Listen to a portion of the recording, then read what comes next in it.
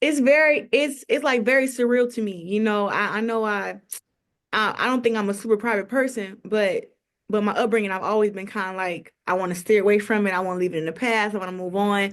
But to give the whole world like an insight of my upbringing, Flint, Michigan, like my family life, it was very different to see. And I just believe that it's very inspiring. Like I've seen in my movie now 9 times, and to see Ryan Destiny portray me as well as she did, I know that the fire inside is gonna change lives. Like she did such a great job, and I mean, it just gives such a great backstory of who I am today. Like everything I went through, I'm not supposed to be here, but I made it. So I'm just happy that everything has come to fruition, and I'm getting my back pay from when they overlooked me the first time.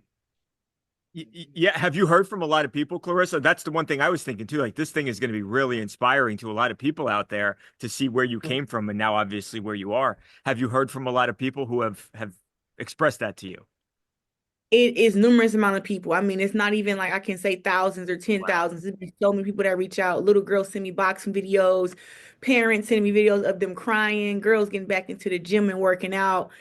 Everybody is just so inspired and so motivated, and they have a new respect for me and my boxing. So this is just a whole new world that I'm in, and it's really just the beginning, to be honest.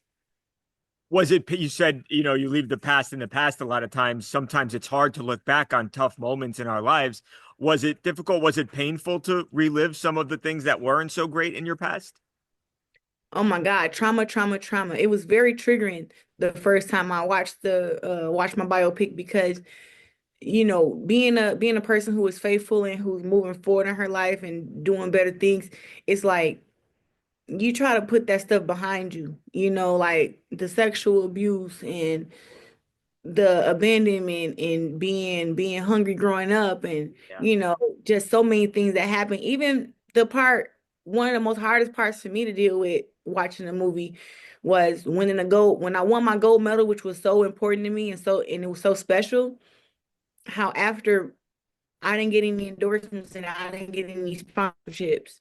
And I watched my counterparts get endorsements and get sponsorships. And when I was watching the documentary, it did make me a little emotional, a lot of emotional. And I just remember how angry I was and how sad I was and how I felt like, I felt like I wasn't good enough, back then when I was great, Yeah. and what I did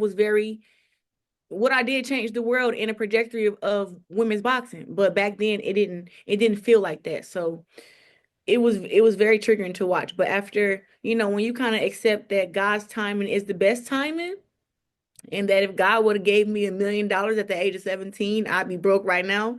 I kind of say, you know what? I guess I can live with it because I went back to the Olympics and won another gold medal, got sponsorships, got endorsements, got a biopic, got world championships, fighting on TV. I mean, I really couldn't ask for a better boxing career, if I'm being honest.